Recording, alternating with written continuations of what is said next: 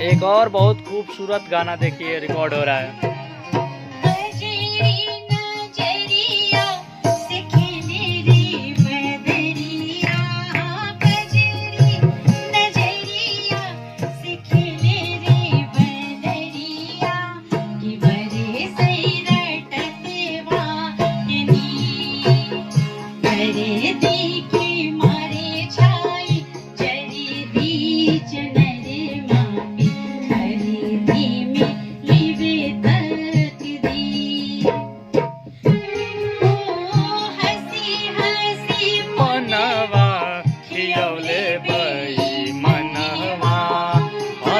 हसी पनवा खियौले बेईमनवा।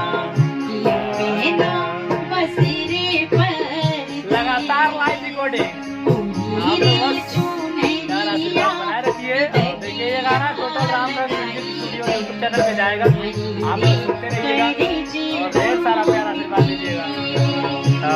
मैम का आवाज़ सुन सकते हैं आप लोग, कितनी खूबसूरत है। और अभी मिक्स होगा तो और एकदम जबरदस्त होगा। तो आप लोग इस गाने को सुनिए और प्यार आशीर्वाद दीजिएगा।